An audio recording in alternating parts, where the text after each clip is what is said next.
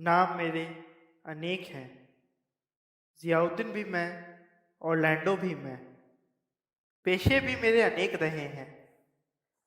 कभी बीमे की दलाली, कभी सरकारी नौकरी की उम्मीदवारी या फिर सेना अध्यक्ष का कार्यभार। पर मैं हूँ कौन? कोई गूंगा या नेताओं की तरह भाषण देने वाला, या तो फिर मैं एक सिरफिरा हूँ जो कि एक हत्या का मित्र है।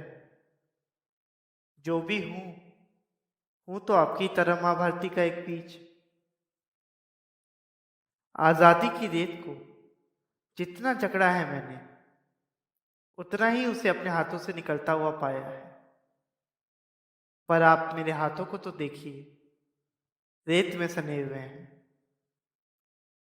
हमेशा माँ और उसकी स्वतंत्रता के ख्याल में डूबा मैं आखिर हूं कौन? कोई शातिर मुसाफिर? तो आइए एक सफर पे चलते हैं। लंबा है, समुद्र तल से भी जाना पड़ेगा, घने वनों से भी गुजरना पड़ेगा। पर घबराइए नहीं, पहुंचेंगे हम दिल्ली। चलो चलो दिल्ली।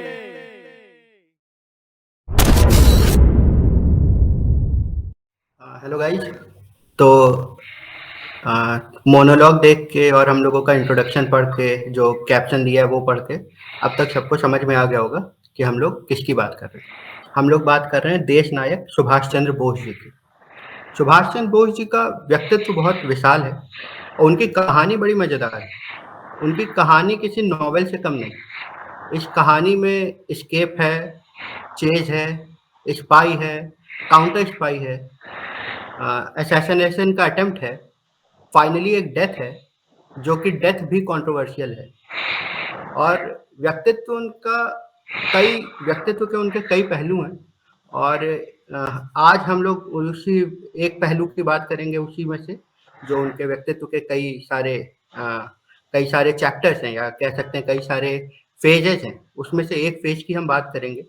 और उनके व्यक्तित्व के बारे में अगर मैं थोड़ा सा बताऊं तो ऐसा है कि मैं इंटरव्यू देख रहा था लेफ्टिनेंट आशा सहाय का। ये आज़ाद हिंद फौज की जो रानी लक्ष्मीबाई रेजिमेंट था उसमें थी। और वो बताती हैं कि सुभाष चंद्र बोस जी का व्यक्तित्व इतना महान था कि जापान में जब वो थे तो जापानी मूल की जो स्त्रियां थी वो भी सुभाष चंद्र बोस जी से ये रिक्वेस्ट करती थी कि हमें भी रानी लक्ष्मीबाई रेजिमेंट ज्वाइन करना है आपके लीडरशिप के अंदर और भारत की आज़ादी के लिए लड़ना है। हालांकि सुभाष चंद्र बोस जी ने मना कर दिया था कि ये हमारे देश की बात है और हमारे देश के लोग लड़े। तो वही है कि एक लीडर दूरदृष्टा होता है, उसको सिर्फ आज़ादी नहीं दिलानी होती, उसको देश के अंदर और देश के लोगों के अंदर एक भावना पैदा करनी है। तो इस तरह से उन्होंने हालांकि मना कर दिया, बट उनका व्यक्तित्व इतना महान था कि जापान के लोग भी, जो कि उस समय का जापान इस समय के जापान से काफ़ी अलग था, तो उस समय के जापान के लोग भी उनके व्यक्तित्व से प्रभावित होकर भारत की सेना आज़ाद हिंद फौज ज्वाइन करना चाहते। तो आज हम उनके व्यक्तित्व के जिस पहलू की बात करेंगे वो है मास्टर ऑफ डिस्गाइज। और चूंकि सभी ने सुना होगा मोनोलॉग मोनोलॉग सात्विक ने दिया है, तो सात्विक एक इंट्रोडक्शन देके हम शुरू करते हैं इसको। ठीक है, धन्यवाद शशांक। तो पहले मैं ये डिस्गाइज पे आऊँ, उसके पहले मैं कुछ उस दौर के बारे में बताना चाहता हूँ जिस वजह से ये हुआ। क्योंकि अगर आप देखेंगे तो 1920s का जो दौर था, वो काफ़ी इवेंटफुल दौर था हमारे फ्रीडम स्ट्रगल में। मतलब उसके पहले भी हुए हैं फ्रीडम स्ट्रगल के मूवमेंट्स, बाद में भी हुए हैं। बट 1920s ऐसा दौर था कि चोली दामन का साथ था। मतलब एक तरफ कांग्रेस अपना नेशन वाइड मूवमेंट कर रही थी, तो एक तरफ दूसरी तरफ हमारे रेवोल्यूशनरी भाई कुछ ना कुछ कदम उठा रहे थे। काकोरी कांड हो गया या भगत सिंह हो गए, तो कुछ ना कुछ ऐसा इवेंटफुल दौर था। और उस दौर के एंड होते होते हमें फिर दांडी मार्च देखने को मिलता है, जो एक और एक नेशन वाइड स्ट्रगल है, एक नेशन वाइड इवेंट है। इस बीच में सुभाष कहाँ थे? सुभाष एक कार्यकर्ता के रूप में थे, हर जगह हेल्प कर रहे थे जहां जो कर सकते थे। अब आता है 1930s का दौर, जहां एक और बहुत ही फीका चल रहा है। मतलब ऐसा लग रहा है कि है इंडिपेंडेंस स्ट्रगल्स हैं लेकिन नेशन वाइड कोई तो पावरफुल स्ट्रगल नहीं है। Subhash first half of the struggle से गायब हैं। 35 तक वो है ही नहीं देश में। वो अपना इलाज करवाने वियना गए हुए हैं और फिर साथ ही यूरोपियन नेशंस का भी टूर कर रहे हैं। अब चूंकि शशांक आप वकालत से वाकिफ हैं तो 1935 के एक्ट की अहमियत के बारे में आप जानते होंगे कि उस बीच में बिल्कुल, जब बिल्कुल। 1935 का एक्ट जो आया वो हमारे कॉन्स्टिट्यूशन के लिए कितना अहम था। तो उसमें एक प्रोविंशियल मेजोरिटी की बात की गई थी कि लेजिस्लेचर में के बल पे कानून बन सकता है। तो उसका उसको मौका देख के कांग्रेस ने या बाकी नेताओं ने सोचा कि भाई हम भी इसमें पार्टिसिपेट करते हैं, प्रोविंशियल इलेक्शंस में पार्टिसिपेट करते हैं और इसी बहाने हम लेजिस्लेचर में इन्वॉल्व होंगे तो हो सकता है कि हमें आज़ादी मिल जाएगी। इसी समय सुभाष लौट के आते हैं, उन्हें अरेस्ट कर लिया जाता है। नेहरू जो कि उस समय कांग्रेस के प्रेसिडेंट होते हैं, वो काफ़ी उनके रिलीज़ के लिए मतलब आंदोलन पे आंदोलन करते हैं ताकि उन्हें रिलीज़ कर दिया जाए। सुभाष रिलीज़ होते हैं, नेहरू का कार्यकाल खत्म होता है और उनके बाद अब किसको नेता चुना जाए? तो सुभाष एक लीडर के रूप में यहाँ से वो सामने आते हैं। उसके पहले भी वो इन्वॉल्व थे, लेकिन अब एक लीडर के रूप में वो सामने आते हैं। 1 साल उनका कार्यकाल थोड़ा शांतिपूर्वक जाता है, लेकिन दूसरा कार्यकाल जब उनका शुरू होने वाला होता है, तो जो राइट विंग जितने भी नेता हैं कांग्रेस के, उनको लगता है कि नहीं सुभाष रशियंस या सोवियत अगर मैं कहूँ, तो सोवियत फिलॉसफी से ज़्यादा इंस्पायर्ड है। उसका रीज़न भी है क्योंकि 1930s का जो दौर है वो ग्रेट डिप्रेशन का दौर है। उसमें सोवियत फिलॉसफी ने जितना हेल्प किया वहाँ के आम इंसान को, उसको लेके काफ़ी नेता प्रभावित हुए। दूसरा रशियन रिवॉल्यूशन, उसने काफ़ी रिवॉल्यूशनरीज़ को भी काफ़ी इंस्पायर किया। भगत सिंह खुद इंस्पायर थे लेनिन से। तो ये सब को देखते हुए कई नेताओं में इस चीज़ का क्रेज़ था। सुभाष भी इससे अछूते नहीं रहे थे। उन्होंने नेशनल प्लानिंग कमेटी का गठन किया, नेहरू को उसका वो बनाया, लीडर बनाया। तो ये सब देखते हुए कुछ राइट विंग नेशनलिस्ट घबरा गए और उन्होंने उनके अगेंस्ट एक कॉन्टेस्ट करवाया। सिद्धरमैया को खड़ा किया। सुभाष हालांकि जीत गए, लेकिन एक था कि बहुत ही क्लोज कॉन्टेस्ट था। गांधी जी खुद नहीं चाहते थे और तब तक में हिटलर ने वॉर की शुरुआत कर दी। अब वॉर की शुरुआत कर दी तो सुभाष जो कि फर्स्ट वर्ल्ड वॉर का देख चुके थे अंत, वो चाहते थे कि भाई हम इसका पूरा उपयोग उठाएं और इस बाकी कांग्रेस कमेटी ये नहीं चाहती थी। वो चाह रही थी कि भाई जो प्रोविंशियल हमें मिल रहा है, मौका मिल रहा है, हम उसी के बल पे आगे बढ़ें और डेमोक्रेटिकली खुद को साबित करें। इस में गांधी जी के इन्वॉल्वमेंट के कारण फिर सुभाष को कांग्रेस छोड़नी पड़ी। 1 साल उन्होंने पूरी मेहनत की कि भाई फॉरवर्ड ब्लॉक खड़ा किया, पूरे देश भर का दौरा किया, अपने कम्युनिस्ट विचारधारा को आगे बढ़ाया। लेकिन ये ब्रिटिशर्स के आँखों के सामने ये खटक रहा था और अब उनको पूरा लाइसेंस मिल गया क्योंकि कांग्रेस भी अब उनके सपोर्ट में नहीं थी तो उनको लाइसेंस मिल गया। उन्होंने अरेस्ट कर लिया उनको। सुभाष जो कि कई बार जेल जा चुके थे, फिजिकली उन पे बहुत बुरा प्रभाव पड़ रहा था। उनको ये बात समझ में आ गई कि अगर मैं जेल में रहूंगा तो मैं ऐसे ही मर जाऊंगा, कुछ नहीं कर पाऊंगा अपने देश के लिए। तो इस समय उन्होंने जेल में रह के काफी कुछ सोचा और फाइनली ब्रिटिशर से कहा कि जब तक तुम मुझे एक वैलिड रीजन नहीं बताते हो अरेस्ट करने का, मैं तब तक हंगर स्ट्राइक पे जा रहा हूँ। और उस हंगर स्ट्राइक को उन्होंने होम अरेस्ट तक में कन्वर्ट कर लिया। वो जेल से रिहा हो गए, हाउस अरेस्ट में आ गए और यहाँ से शुरू होती है जो आप कह रहे हैं मास्टर ऑफ डिस्गाइसेस की कहानी। यहाँ से कई अहम किरदार आगे जी। आएंगे और एक बहुत ही एस्केप प्लान आपको दिखेगा। तो मेरा एक सवाल ये हाँ, बनता है कि अगर सुभाष जी को जैसे हाउस अरेस्ट में रखा गया था तो उनके साथ कोई खड़ा था उस वक्त? क्योंकि वो नेशनल प्रेसिडेंट रहे थे कांग्रेस के उस वक्त और तो नेशनल प्रेसिडेंट के पास खुद की एक काफी पावर होती है, चाहे वो पूर्व हो या प्रेजेंट का हो। तो और बहरहाल उन्होंने वो वाला इलेक्शन भी एक तरह से जीता ही था, लेकिन उनको हटाया गया था। तो उनका सपोर्ट कितना ज्यादा था जब वो हाउस अरेस्ट में पहली बार गए या उस बार गए? उनका सपोर्ट कुछ ज़्यादा नहीं था। कांग्रेस में जो आप उनका लास्ट का फॉर्मल कार्यकाल सपोर्ट नहीं था। फॉर्मल सपोर्ट नहीं था। रविंद्रनाथ टैगोर का आप कह सकते हैं कि वोकल सपोर्ट एक ज़रूर था उनको। लेकिन जनता का ओवर सपोर्ट था और जनता का सपोर्ट था वही कि और कांग्रेस का फॉर्मल नहीं था, वैसे था। फॉर्मल नहीं था। फॉर्मल कोई आगे-आगे करना नहीं चाह रहा था क्योंकि कोई गांधी से भिड़ना नहीं चाह रहा था। गांधी एक इमेज बन चुके थे। तो उनसे कोई भिड़ना नहीं चाह रहा था, इसलिए कोई फॉर्मल सपोर्ट नहीं था। आप त्रिपुरी सेशन को अगर ध्यान दें तो त्रिपुरी सेशन में सुभाष को स्ट्रेचर पे जाना पड़ा उस सेशन में। उस समय वो जी। कांग्रेस प्रेसिडेंट थे लेकिन स्ट्रेचर पे जाना पड़ा अपना स्ट्रेंथ दिखाने के लिए। स्टिल लोग उनके सपोर्ट में कांग्रेस वर्कर्स उनके सपोर्ट में नहीं आए। अच्छा, अब हम कहानी यहाँ से आगे बढ़ाते हैं, ठीक है? तो सुभाष जी अब जेल में थे हंगर स्ट्राइक की, और अब वो आ गए हैं हाउस अरेस्ट में, ठीक है? क्योंकि ब्रिटिशर्स नहीं चाहते थे कि सुभाष जी की जेल में मृत्यु हो, और अगर सुभाष जी की जेल में मृत्यु होती तो पूरा कलकत्ता तो जलता ही, पूरा बंगाल तो जलता ही, पूरा देश भी जलता, क्योंकि जी। उनका नेशन वाइड बहुत ज्यादा ही सपोर्ट था, है ना? तो उसके बाद वो हाउस अरेस्ट पे थे। अब यहाँ से उनकी जो प्लानिंग शुरू हुई, क्योंकि वो यहाँ से वो सोचते हैं कि अ, घर में रह के वो कुछ नहीं कर पाएंगे, क्योंकि बाहर घर के सीआईडी का पहरा था।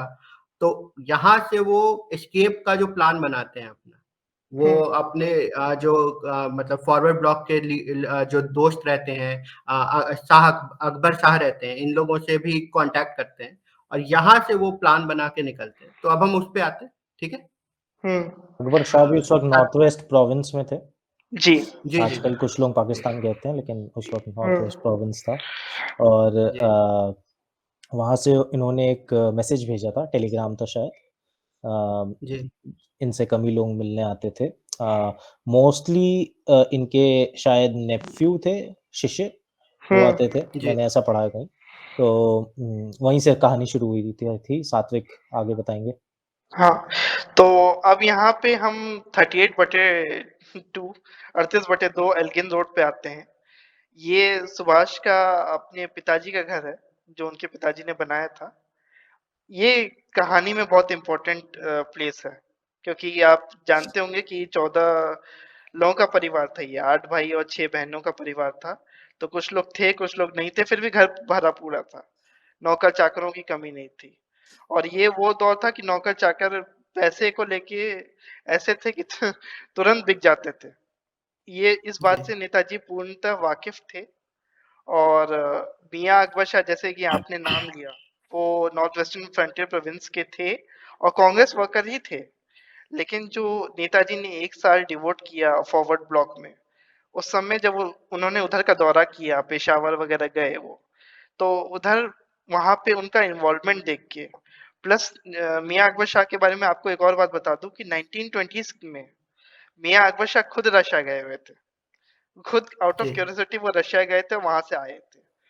तो नेताजी के दिमाग में था कि ये आदमी खुद रशिया से होके आया हुआ है, तो ये मेरे काम का आदमी है और हमें कोई अच्छा, हेल्प कर। एक चीज़, सॉरी सात्विक, मैं आपको टोकूँगा। यहाँ पे एक चीज़ क्लियर करना ज़रूरी है कि ऐसा कई लोग कहते हैं कि नेताजी शुरुआत से ही जर्मनी का साथ चाहते थे, बट नहीं, ऐसा है नहीं। वो नहीं। जर्मनी का साथ उनकी मजबूरी बन गया एक तरह से। वो हुँ, शुरुआत में रशिया का साथ चाहते थे। मेनली और पहुँचना वो मॉस्को चाहते थे। हाँ, मॉस्को। जी, जी, मॉस्को पहुँचना था, लेकिन आगे इटली भी आ गया और शायद जर्मनी से जी, रास्ता होके गुजरा। तो जी, सात्विक, आप कंटिन्यू हाँ, कर सकते हैं। हाँ, तो मॉस्को ही वो चाहते थे क्योंकि आप जानते हैं रशियन रिवॉल्यूशन और जैसे ग्रेट डिप्रेशन में बाकी सारी इकोनॉमीज़ डूब रही थी, अमेरिका का बुरा हाल था। उस समय कोई उभर रहा था तो वो सोवियत और मार्क्सिस्ट इकोनॉमीज़ ही थी। तो इस चीज़ को देखते हुए, ये सब देखते हुए उन्हें लगा कि कोई सुपर पावर हमारा सपोर्ट कर सकता है तो वो मॉस्को है, तो हमें वहाँ जाना चाहिए। तो वही उनके दिमाग में था, मियाँ अकबर शाह के बारे में उन्हें पता था, तो उन्होंने जैसा कि सिद्धार्थ ने बताया टेलीग्राम भेजा उनको। और आपको तो अच्छी तरीके से पता है कि सीआईडी सारे टेलीग्राम वगैरह इंटरसेप्ट करती है, तो ये टेलीग्राम भी इंटरसेप्ट हुआ। फ्रंटियर मेल लेके मियाँ अकबर शाह जैसे ही कलकत्ता पहुंचे, एक तो लंबा चौड़ा पठान कोई भी कलकत्ता आएगा तो पुलिस पहले ही चौंकेगी, वो जरूर बिल्कुल। हुआ। तो उन्होंने पूरी पब्लिसिटी अवॉइड करने के लिए वो किसी लोकल होटल में रुक गए। लेकिन भाई टैक्सी लेंगे 38/2 एल्गिन रोड का, तो बच्चा कलकत्ता की गलियों से वाकिफ है कि वो किसका घर है। तो वहां से फिर सबकी नजरें पड़ी कि ये यहाँ जा रहे हैं। वहां वो पहुंचते हैं तो वहां पहुंचने से पहले एक घटना हुई होती है, क्योंकि सुभाष के दिमाग में चल रही हैं कुछ बातें। तो वो अपने जैसे नेफ्यू का नाम लिया सिद्धार्थ ने, तो शिशिर को वो ऐसे ही कैजुअली पूछते हैं, और शिशिर गाड़ी वाड़ी चला लेते हो? तो बोले हाँ चला लेते हैं चाचा। तो ठीक है, ठीक है। मतलब पूरा प्लान नहीं बताया, लेकिन हाँ ठीक है। अब अकबर शाह के पहुंचने पे सुभाष जी ने स्मार्टली अपने सेक्रेटरी को भेजा कि जाओ इनके जरा टिकट का इंतजाम करवा दो। ये मेरे कम्युनिस्ट कॉन्फ्रेंस होने वाला दिल्ली, उसमें ये मुझे रिप्रेजेंट करेंगे। तो मैं जब तक इनको स्पीचेस वगैरह लिखवाता हूँ तब तक तुम टिकट ले आओ इनकी। नौकरों चाकरों को ऐसे ही दूर किया। और इस बीच मैंने स्मार्टली ये काम हुआ कि एस्केप पे बात हुई। तो अकबर शाह को ही सूझा कि भाई आपको अगर एस्केप करना है तो वहां के ट्राइबल्स या उस तरह से बन के निकलना होगा। तो सुभाष ने बोला कि हाँ उसी लिए तो मैं दाढ़ी बढ़ा रहा हूँ, अगर आप नोटिस करोगे तो मैंने दाढ़ी नहीं शेव की है। तो उन्होंने फिर उनको सजेस्ट किया कि आप जियाउद्दीन बन के निकलो। फिर एक इंश्योरेंस एजेंट का एक वो प्रोफाइल चुनी गई कि एक इंश्योरेंस एजेंट बन के निकलो। अब कपड़ों की बात आई। अब भाई इतना बड़ा आदमी कपड़ा सिलवाने जाएगा तो भाई कलकत्ता में हर दुकान वाला पहचानता ही है, ये बात वायरल हो जाएगी। तो अब कपड़े कैसे सिलवाए जाते हैं? तो शिशिर को कहा गया कि भाई जाके आप ये मियाँ जी को स्टेशन छोड़ाओ, टिकट का इंतजाम हो गया है, ड्रॉप कराओ, ड्रॉप करके चले आना। अब वो ड्रॉप करने गए तो अकबर ने फिर कहा कि भाई मुझे कुछ कपड़े खरीदने, मैं तो एक ही सेट लेके आया था, मुझे लगा पेशावर जाना पड़ेगा, अब मुझे तो दिल्ली हो गए जाना है, तो कुछ कपड़े तो चाहिए होंगे। इस तरह करके वो बाजार में उतरे, नेताजी के साइज के उन्होंने कपड़े वगैरह सिलवा लिए, एक पैकेट में पैक करवा लिया और गाड़ी में पीछे छोड़ दिया जानबूझ के, ताकि जो ड्राइवर है उसको ये लगे कि भाई ये इसी आदमी का सामान है। तो इस तरह करके उन्होंने छोड़ दिया। अब स्टेशन पे एक चूक ये हो गई कि वो ड्राइवर ने तुरंत नोटिस कर लिया कि ये आदमी पैकेट छोड़ रहा है, और वो शिशिर के पीछे पड़ गया कि भाई उनको रिटर्न करना है। अब शिशिर उस समय 20 साल का इंसान पैनिक कर सकता था, पैनिक किया भी होगा उन्होंने, लेकिन बहुत स्मार्टली वो उन्होंने इस बात से डील किया और कहा कि अरे छोड़ो, लगता है भूल गए, बहुत केयरलेस आदमी है, उनको कोरियर से भिजवा देंगे, अब मेरे पास समय नहीं, मुझे जाना है काकू को देखना, उनकी तबीयत खराब है, ये वो करके वो किसी तरह बात को टाल मटोल कर दिया। अब मियाँ अकबर शाह वापस जा चुके हैं। यहाँ पे कलकत्ता में एल्गिन रोड पे दूसरा बवाल चल रहा है। सुभाष चंद्र बोस ने ऐलान कर दिया है कि मैं संन्यास ले रहा हूँ, मुझे एकांतवास करना है, मैं किसी से नहीं मिलूंगा, दिन में एक बार खाऊंगा। तो इस बीच में काफी चीजें चल रही हैं। पर्दे के तो पीछे रहूंगा ताकि पर्दे कोई के उनका पीछे रहूंगा, सेटअप जो कोई चेंज उनको करे वो ना। देख ना सके। तो तो होमवर्क पूरा हो गया था मतलब। होमवर्क पूरा हो गया था उनका, होमवर्क पूरा हो गया था उनका। फिर एस्केप निकलने का होमवर्क उनका पूरा था। एक पार्ट अभी भी बाकी है, जिसपे जब हम उस चीज पे चर्चा करेंगे तो मैं बताऊंगा कि क्या बाकी रह गया था। बट निकलने का पार्ट उन्होंने पूरी तरह सिक्योर कर लिया था, कब निकलना है। और बाई चांस जिस दिन उनको निकलना था वो पूर्णिमा की रात थी। तो भाई पूर्णिमा की रात आपको पता है कि उस समय निकलना कैसे डिफिकल्ट रहता है। तो उन्होंने जो कपड़े सिलवाए थे वो पूरे काला कुर्ता सिलवाया था, काली टोपी सिलवाई थी। तो डिस्गाइज भी उन्होंने अच्छे से प्लान किया, दाढ़ी भी थी, कार्ड्स बनवा लिए गए थे जियाउद्दीन के नाम की कि अगर कोई पकड़े तो वो इंश्योरेंस एजेंट है। और जो भी उनकी मुलाकात हुई थी अकबर शाह से, उस बीच में उन्होंने नमाज कैसे पढ़ना है, कितनी बार अदा करते हैं, क्या करते हैं, ये सब मैनरिज्म सीख लिए थे कि ताकि उनके हाव भाव से कोई ये डिस्टिंग्विश न कर पाए कि भाई ये सच में नेताजी हैं या कोई और है, जो भी जियाउद्दीन है या नहीं है। तो ये चीज सेट कर ली थी उन्होंने। और उस रात से पहले एक और दिलचस्प वाकया है। मेरे ख्याल से शशांक एल्सेशन उनका एक पेट था, उस बारे में बताना चाहेंगे।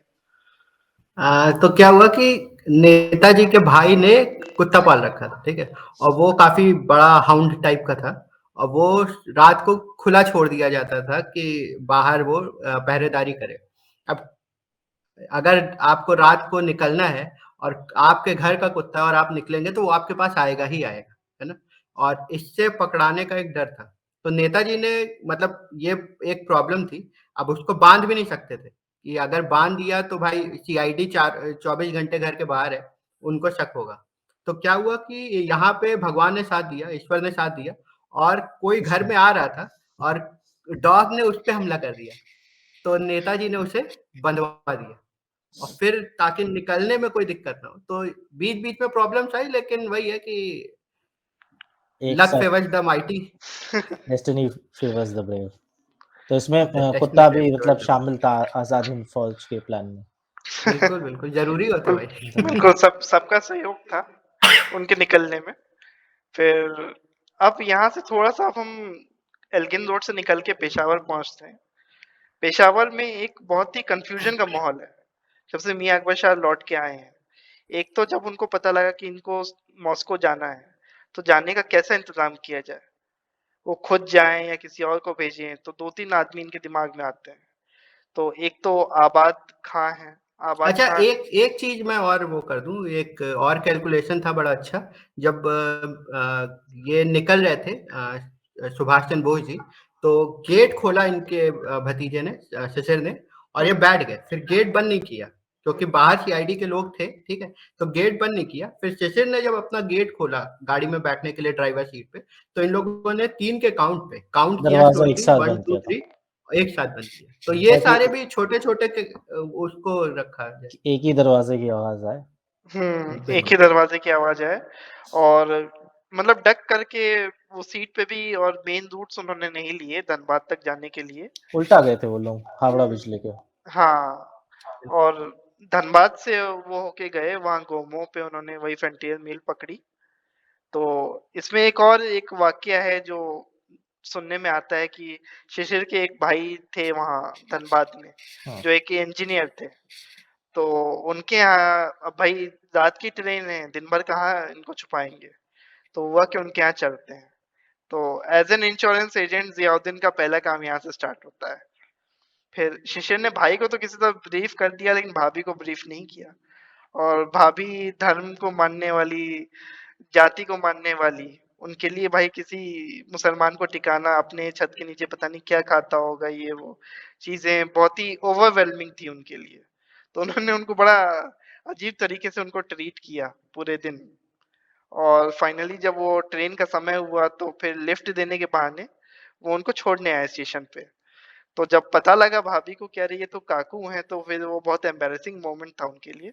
लेकिन ये बहुत एक दिलचस्प एक किस्सा था कि भाई इससे टेस्ट हो गया कि उन्होंने अपने रोल को कितनी खूबसूरती से निभाया था, ज़ियाउद्दीन के कैरेक्टर को। मेथड एक्टर थे नेताजी। मेथड एक्टर थे। तो जैसा कि मैं कह रहा था कि अब पेशावर पे आते हैं, तो पेशावर पे मैं ज़ोर इसलिए दे रहा हूँ, क्योंकि यहाँ तक पहुँचने तक का तो होमवर्क नेताजी ने खुद ने किया था। तो वो तो पूरा एंड टू एंड अच्छी प्लानिंग थी। कैसे भागना है, क्या करना है, कैसे बेवकूफ़ बनाना है। लेकिन पेशावर का काम उन्होंने मियाँ अकबर शाह को सौंपा था, और वहाँ से आगे का काम काफ़ी लोगों पे डिपेंडेंट था। सोवियत पे डिपेंडेंट था, अकबर शाह किसको चुनते हैं उस पे डिपेंडेंट था, रास्ता क्या होगा उस पे डिपेंडेंट था, आगे कैसे जाना है, बॉर्डर कैसे क्रॉस करना है उस पे डिपेंडेंट था। तो अकबर शाह के सामने बहुत सारे झमेले थे।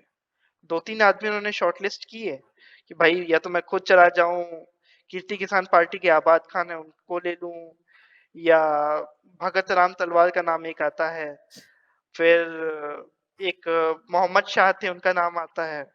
तो इस तरह से उन्होंने कुछ लोगों को शॉर्टलिस्ट किया, लेकिन एक आदमी बहुत यहाँ पे जिनका नाम लूँगा मैं, भगत राम तलवार और आबाद खां, ये दोनों बहुत ज़्यादा एक्साइटेड थे जाने के लिए। फिर एक और चूक ये हुई कि भाई मियाँ अकबर शाह तो बहुत फेमस आदमी थे। उन्होंने उस तरफ में north east western frontier province में, क्योंकि वो सोवियत जाके लौट आए थे, फिर कांग्रेस के भी साथ थे, नेताजी के भी साथ थे, तो पुलिस की नज़र ऑलरेडी उन पे थी। और वो इस बात से कन्फ्यूज़ हो गए कि नेताजी पेशावर कब पहुँचने वाले हैं। उनका अंदाज़ा था कि 16 जनवरी 41 को वो पहुँचने वाले हैं। लेकिन नेताजी ने एक्चुअली कहा था कि मैं 16 जनवरी को निकलूँगा। तो एक्सपेक्टेड टाइम ऑफ अराइवल उनका 19 तारीख था। तो लगातार वो 2 या 3 दिन जो स्टेशन जाते रहे, तो लोगों को लगने लगा कि कोई ना कोई आने वाला है जिसके स्वागत के लिए ये आदमी आया है। तो एक ये फ्लॉ एक निकल के आता है। प्लानिंग में जो पेशावर फ्रंट पे हुआ। प्लस भगत राम तलवार कुछ ज्यादा एक्साइटेड थे उनको कैरी करने के लिए, आबाद खान एक्साइटेड थे। तो आबाद खान इतने एक्साइटेड थे, उन्होंने अपने पूरे गांव में गा दिया था पूरे कि गांव में नेताजी आ रहे हैं, उनको लेके मैं जाऊंगा मॉस्को। तो अब आबाद खान पे ट्रस्ट नहीं कर सकते थे, उनके इंटेंशन जरूर प्योर थे। घूम फिर के हमें भगत राम तलवार का सहारा लेना पड़ा। अब जो बॉर्डर एरिया है, खैबर वाला जो एरिया है, वहाँ अफरीदी ट्राइबल्स की बात है। मियाँ अकबर शाह को था कि अगर मैं खैबर वाले एरिया में किसी तरह नेताजी को पहुंचा दूं, तो फिर कोई टेंशन नहीं है, भले वो ब्रिटिशर्स के कंट्रोल में है, लेकिन वो अफरीदी ट्राइबल्स जो हैं, वो उनका ऐसा है कि भाई वो अपनी आन पे ले लेते हैं कि हमें बचाना है तो बचाना है, फिर ब्रिटिशर्स भूल जाओ। तो उनको इस बात का कॉन्फिडेंस था। अब लेकिन उस एरिया में कैसे जाएं, तो फिर भगत राम तलवार का सहारा लिया गया। भगत राम तलवार खुद एक रेवोल्यूशनरी फैमिली से आते थे। उनके भाई हरकिशन तलवार गवर्नर ऑफ पंजाब को असैसिनेट करने में फांसी पे चढ़ा दिए गए थे। तो एक उस तरह से भी ट्रस्ट था। किसान कीर्ति किसान पार्टी से जुड़े हुए थे, तो एक कॉमरेड थे, तो इस तरह से भी एक ट्रस्ट था उनपे। तो फिर इन लोगों ने डिवाइस किया कि भाई ठीक है, वहां तो बॉर्डर पे कुछ पूछेगा तो नेताजी पश्तो में प्रोफिशिएंट नहीं हुए थे, वो हिंदुस्तानी जरूर बोल लेते थे। तो चाचा भतीजा लगने के लिए उन्हें पश्तो आना चाहिए था, पश्तो उन्हें आ नहीं रहा था। तो फिर उन्हें कहा गया कि भाई ठीक है, आप एक गूंगे का रोल कर लीजिए, आप एक गूंगे बन जाइए, जो कि वहाँ अड्डा शरीफ के मजार है अफगानिस्तान में, वहां पे जाके उनके लिए प्रार्थना करने के लिए रहमत खान बन के जा रहे हैं अपने ये भगत राम तलवार। तो तो यहाँ पे ये नेताजी ने फिर से अपना रूप बदला, पहले जियाउद्दीन इंश्योरेंस एजेंट, अब जियाउद्दीन लालपुर, पहले मोहम्मद गूंगा जियाउद्दीन, बहन, अब जियाउद्दीन लालपुर। जियाउद्दीन लालपुर। लालपुर। तो अब ये उन्होंने भेष बदला, और फिर वो एकदम पूरे पठान बन के वो गए, वहां पे बॉर्डर पे गए, और गूंगे का वो करके वो अफगानिस्तान में दाखिल तो हो गए। लेकिन आगे आने वाले 6 हफ्ते उनके सबसे टफेस्ट 6 हफ्ते थे, क्योंकि उनके एस्केप का जो आखिरी फेज था, वो पूरी तरह से इनकम्प्लीट था। सोवियत से कोई कांटेक्ट नहीं हो पाया था, वहां पे कोई ऐसा गाइड नहीं था जो उन्हें उस पार ले जाए। और भगत राम तलवार यहाँ पे, मैं क्या कहूँ, डबल एजेंट भी नहीं, वो क्वाड्रपल एजेंट थे। वो मैं इस पे आऊंगा कि वो क्वाड्रपल एजेंट कैसे थे, इस चीज पे आऊंगा। लेकिन उस समय ये हुआ कि सोवियत से उनका कांटेक्ट नहीं हो पाया, और वहां के एक लोकल पुलिस वाले पे को उनपे बहुत अच्छे से शक हो गया, क्योंकि जब तक वो वहां पहुंचे तब तक ये बात लीक हो चुकी थी कि नेताजी निकल चुके हैं, कलकत्ते में नहीं है, अपने घर से भाग चुके हैं। तो कहाँ है, ये बात लीक हो चुकी थी। खैर, भगवान का शुक्रिया कहिए कि जो वो पुलिस वाला सिर्फ लालची निकला, वो पैसे के पीछे था, और इस बात को नेताजी ने भांप लिया। लेकिन उसकी बहुत ही महंगी कीमत उन्होंने चुकाई। उनके पास एक गोल्डन वॉच हुआ करती थी, जिसपे नंबर 12 जो है रेड में था, और वो वॉच उनके फादर ने दी पिताजी ने। हाँ, पिताजी ने दी थी। वही सिविल सर्विसेज का मेरे हिसाब से वो एग्जाम उन्होंने क्लियर किया था, तब उन्होंने जी जी। वो वॉच गिफ्ट की थी। तो उसकी कुर्बानी उन्हें देनी पड़ी। और उत्तम चंद जी का मैं नाम लेना चाहूंगा कि वो भाई वहाँ के एक लोकल ट्रेडर थे, और कॉमरेड से जुड़े हुए थे, लेकिन एक लोकल ट्रेडर थे। उन्होंने बहुत रिस्क का काम लिया कि उन्होंने अपने यहाँ नेताजी को ठहराया 6 हफ्ते। तो अब इस बीच में बहुत ही ऊहापोह का एक माहौल था, काफी कुछ अनसर्टेन था। इस बीच में अचानक से एक दिन नेताजी इटालियन एम्बेसी में दाखिल हो गए। उन्हें लगा कि कोई मेरी क्योंकि मदद। रशियन एम्बेसी जो थी वो ये मानने को ही नहीं तैयार थी कि नेताजी यहाँ आ चुके हैं। काबुल आ चुके हैं, जी ऐसा बिल्कुल मानने को तैयार नहीं हाँ। थे। हम्म। तो उन्होंने कॉन्टैक्ट बदला कि कहीं और हाथ पैर मारे। तो बिल्कुल। तब उन्होंने सबसे पहले कॉन्टैक्ट किया इटालियन एम्बेसी को काबुल में ही। हाँ, प्लस एक और बात ये थी कि सोवियत बॉर्डर्स पे ब्रिटिश पुलिस ने अपने आदमी तैनात कर रखे थे। तो एक दो गाइड्स या लोगों को जो भेजा था मियाँ अकबर शाह ने, वो या तो पकड़ लिए गए थे, या दरिया पार करते हुए, अबू दरिया कहते हैं उसको, पार करते हुए उसमें वो ड्राउन हो गए थे। तो कोई सक्सेसफुल अटेम्प्ट नहीं हो पाया था। तो इस वजह से भी सोवियत बहुत ही रिस्की था नेताजी का तुरंत पहुंचना विदाउट एनी रशियन बैकिंग। तो यहाँ पे जैसा कि आप लोगों ने बताया कि भाई वो मानने को तैयार नहीं थे, तो इसी बीच वो इटालियन एम्बेसी में दाखिल हो जाते हैं, जहाँ इटालियन एम्बेसडर उनको अच्छे से वार्मली वेलकम करते हैं। लेकिन यहाँ पे कैच है, अब वर्ल्ड वॉर छिड़ चुका है, इटली जर्मनी के साथ है, इटालियन एक फैसिस्ट पावर है और जर्मनी के साथ है, तो वो कुछ चीजें जर्मनी पे डिपेंडेंट है उसकी। तो जब तक जर्मनी उसको क्लियर नहीं कहता कि आगे करना क्या है, तब तक वो कुछ नहीं करेगा। तो उस बीच में नेताजी कंफ्यूजन में उत्तम चंद क्या रह रहे हैं, क्या करें क्या नहीं करें।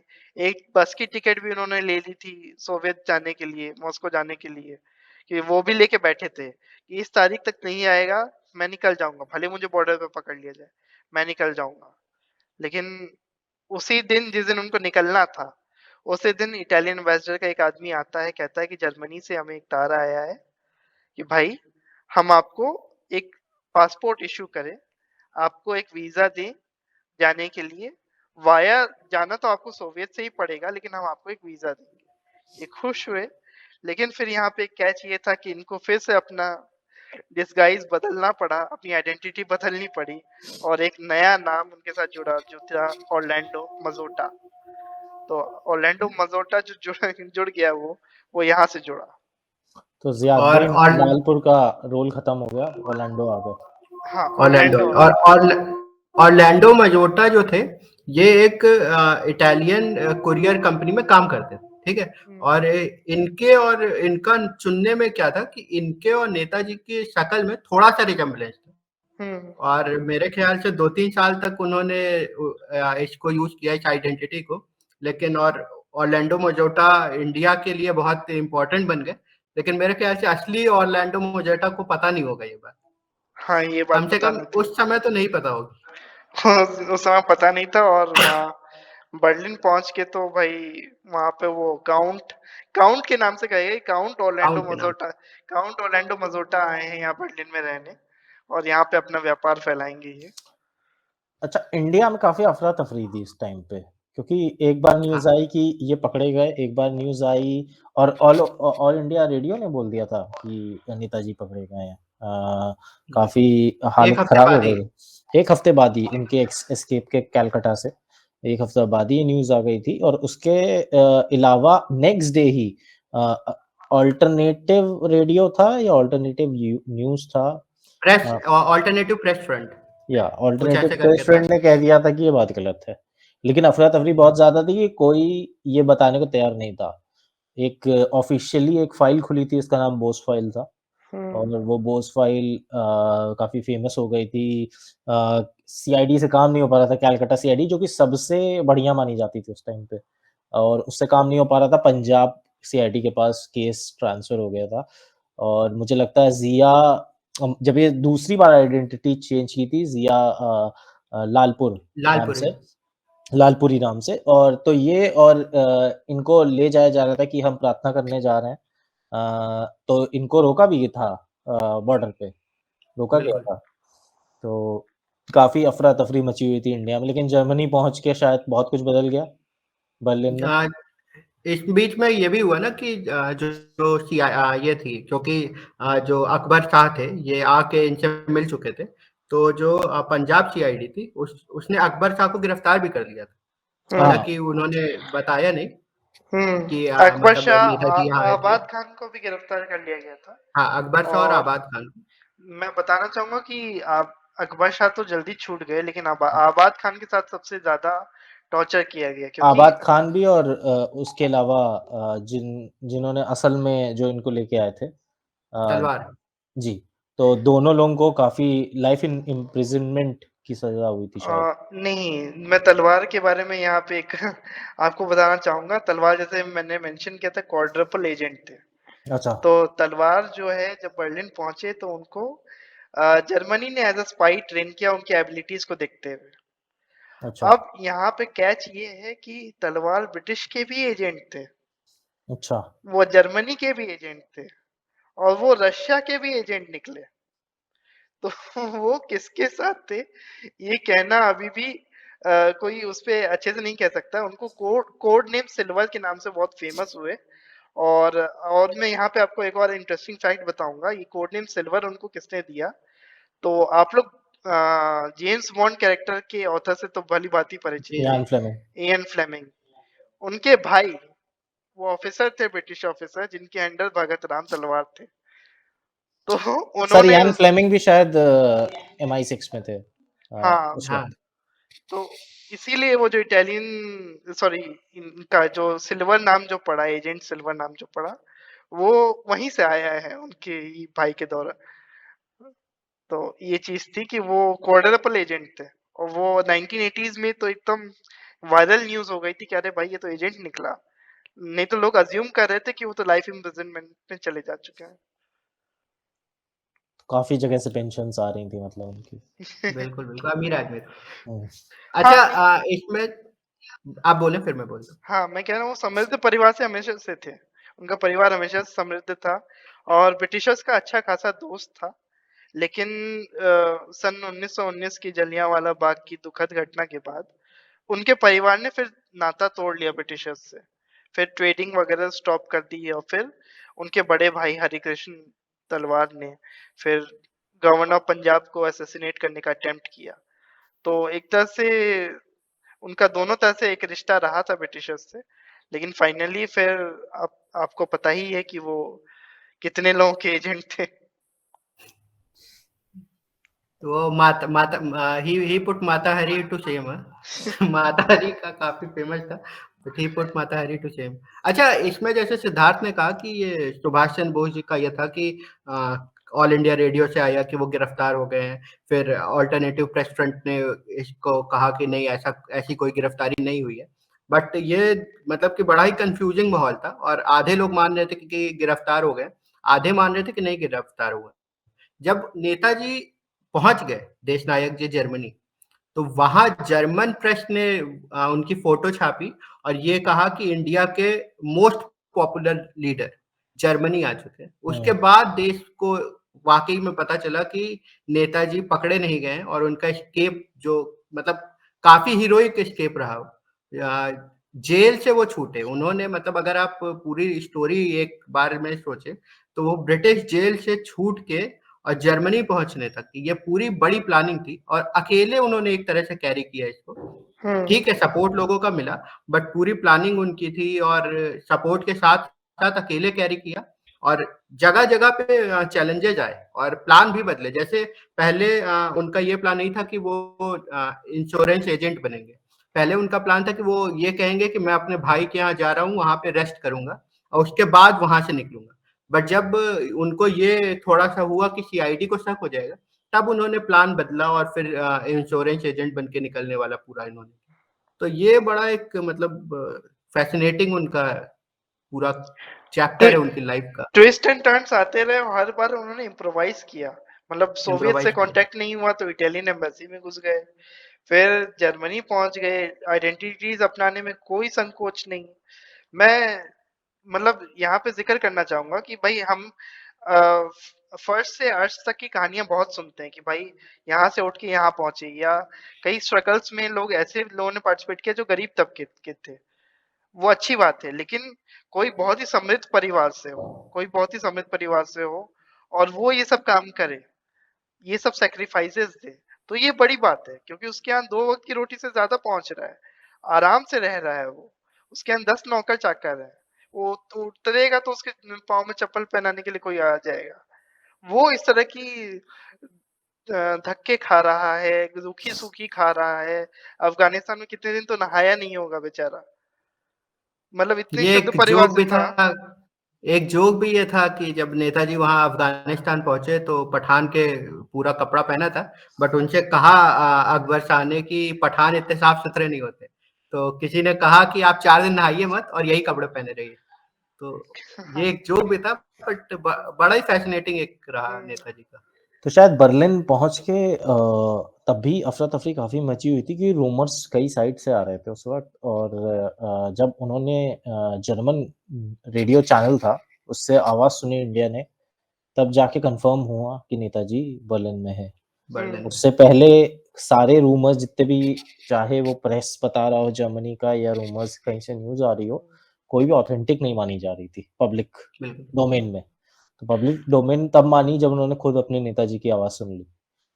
तो काफ़ी पॉपुलैरिटी इससे पता चल सकते हैं कि एक अंदाज़ा यहाँ लगाया जा रहा था उनकी फैमिली तक में कि जब तक हम खुद नहीं सुनेंगे वो वहाँ पहुँच गए हैं उनके मुँह से, तब तक हम मानेंगे नहीं ये बात।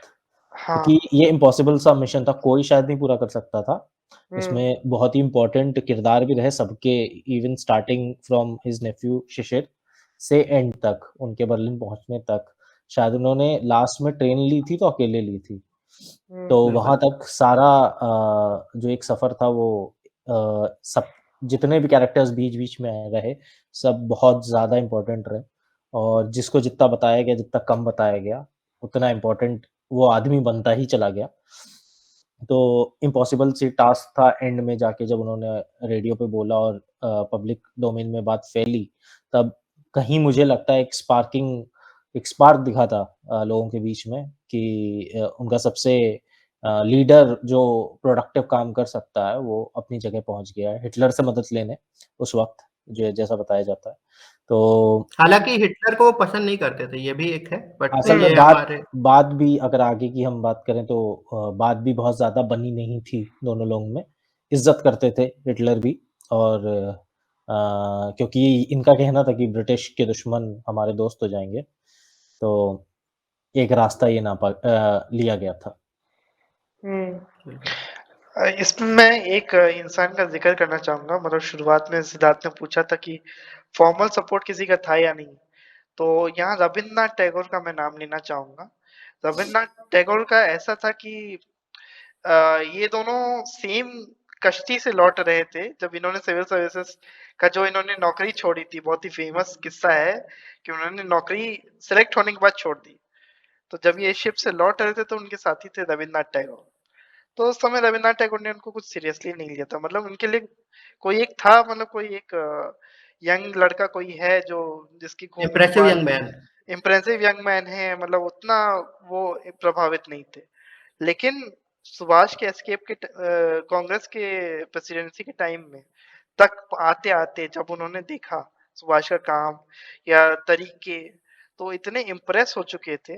तो जो आपकी सीरीज़ का जो टाइटल है देश नायक, तो ये देश नायक उन्होंने ही सुझाया था और वो ये टाइटल जैसे उनको महात्मा गांधी को महात्मा का टाइटल रवीन्द्रनाथ टैगोर ने दिया, वैसे देश नायक जो हमारे इस पूरा मतलब जो मोनोलॉग मैंने अपलोड किया था उसका जो टाइटल था, और इस वीडियो का भी मेरे ख्याल से यही रहेगा। तो उस वो भी टाइटल नेताजी को, सुभाष चंद्र बोस जी को रवीन्द्रनाथ टैगोर जी ने ही दिया था। इस जी। बारे में हम आगे आने वाली सीरीज में बात करेंगे। अभी इसके बाद हम कोशिश हाँ, करेंगे कि हम नेताजी के व्यक्तित्व के और पहलुओं के बारे में बात करें। तो हाँ। उस पे हम इसको लास्ट हम एंड इसका करना चाहेंगे इसी से, कि क्यों उनको देश नायक कहा गया, और उसके हुँ। बाद एक अपनी ओपिनियन हम तीनों देने की कोशिश करेंगे कि हमारी नज़र में कि देश नायक वो सच्चे मायने में क्यों थे? और मैं बस इसमें यही ऐड करूँगा कि सिर्फ़ यही ये एक इंसान बहुत ही उस समय 1941 में आपको पता होगा कि टैगोर का डेथ हुआ था। तो वो अपने ऑलमोस्ट डेथ बेड पे बहुत परेशान थे कि सुभाष के साथ हुआ क्या? और उनके बड़े भाई जेल में थे, जेल से छूट के आए थे तुरंत। तो वो बहुत परेशान चल रहे थे। उनको टेलीग्राम दे के बुलवाया गया कि भाई मुझे बताओ। नौकर जो उनके बाहर पहरा देता था, उसको भगवाया गया कि तुम जाओ, मैं अकेले में इनसे बात करूँगा। और शरद जी ने फिर उनको बहुत गिल्ट हो गया कि इनको अगर नहीं बताया तो बहुत बड़ी बात हो जाएगी। तो उनको उन्होंने बताया कि वो सेफ हैं, बर्लिन पहुँच चुके हैं और एक अंदरूनी शांति जो कही जाती है कि किसी को मिल जाती है, वो टैगोर जी को महसूस हुई और उसके कुछ समय बाद ही हमें सुनने में आता है कि उनका इंतकाल हुआ। तो वो मरने से पहले एक बहुत सैटिस्फाई होके मरे कि भाई जिस सुभाष को जहाँ पहुँचना चाहिए था वो वहाँ पहुँच चुका है और हमारे देश के लिए वो कुछ ना कुछ ज़रूर कर गुज़रेगा। तो कंक्लूड करते हैं इसको, ठीक है? सात्विक, तुम्हारा कंक्लूडिंग रिमार्क हो गए? बिल्कुल। सिद्धार्थ? मैं एनिग्मा की तरह मानता हूँ नेताजी को।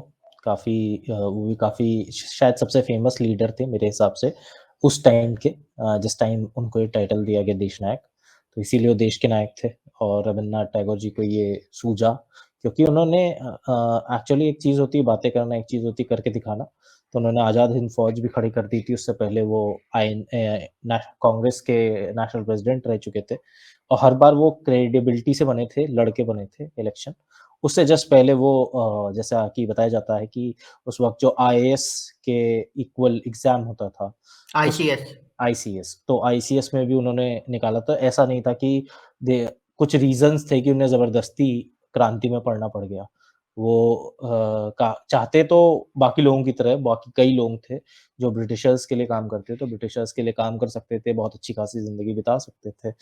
तो लेकिन उससे पहले उनके कॉलेज के दिन भी हैं, जिनपे काफ़ी लंबी चर्चा हो सकती है, वो वहाँ पे लीडरशिप क्वालिटीज़ कैसे दिखी थी। तो इन सारी चीज़ों को मद्देनज़र रखते हुए इसलिए उनको शायद देश नायक का टाइटल दिया गया था, क्योंकि उनकी प्रोडक्टिव लेवल सबसे ज़्यादा थी, सबसे ज़्यादा प्रोडक्टिव आदमी थे, शायद क्रांति के। कुछ-कुछ लोगों ने कुछ-कुछ इंस्टेंसेस पे काम किया है, उन्होंने थ्रू आउट सारे डिकेड्स काम किया था। तो मेरा मानना यही है। और इसी को मैं आगे जोड़ते हुए बस यही कहना चाहूँगा कि जैसे मैंने पहले भी कहा था कि वो हर चीज़ पे इम्प्रोवाइज़ करते थे। बाकी सब लोग मेथड पॉलिटिशियंस थे कि उनका जो भी मेथड है वो उसी से स्टिक अराउंड कर गए। बट सुभाष ऐसे नहीं थे। उनको जब लगा कि सत्याग्रह सही है तो सत्याग्रह सही है। जब उन्हें लगा कि एक आर्म्ड स्ट्रगल होना चाहिए तो आर्म्ड स्ट्रगल होना चाहिए। उसमें भी सोवियत के ही भरोसे नहीं चले, जर्मनी तक गए, जापान गए, जो भी गए। तो एंड गोल उनको पता था, उसके लिए वो इम्प्रोवाइज़ करने को हमेशा रेडी थे। तो रिजिड नहीं थे वो। रिजिड नहीं थे वो अपने मेथड से। साइगॉन की गलियाँ भी हैं अंधेरी और रशिया की सर्दी वाली रातें भी, लेकिन तो उस कहानी में सब कुछ है। शायद इसीलिए सबसे आगे रहे वो। आज के मॉडर्न पॉलिटिशियंस जो हों, उनके हिसाब से बिल्कुल नहीं थे। कहीं से भी वो आज पॉलिटिशियंस कहलाए नहीं जाएँगे। शायद इसीलिए कोई कहता भी नहीं है। पॉलिटिक्स में उनका नाम बहुत कम लिया जाता है कि कुछ ऐसा सुभाष चंद्र बोस ने किया हो जो आज कोई कर रहा हो, शायद ही कर पाए, और आज ऐसा शायद कोई कर रहा हो जो शायद उन्होंने कभी किया हो, ऐसा कभी सुनने में नहीं आया। लोग सत्याग्रह करते हैं, पहले भी हुए हैं, बाद में भी हुए, होते रहेंगे। लेकिन जो इन्होंने जो-जो करके दिखाया, बहुत मुश्किल। और जैसा कि वो मज़ाक में कहते थे कि मुझे सर्दी नहीं लगती, मुझे सर्दी ज़रा कम लगती है। तो इसको कंक्लूड करते हैं। सुभाष चंद्र बोस जी ने ही कहा था और उन्हीं के शब्दों के साथ इसको कंक्लूड करते हैं कि it is time to rise and do something for our motherland. Thank you very much.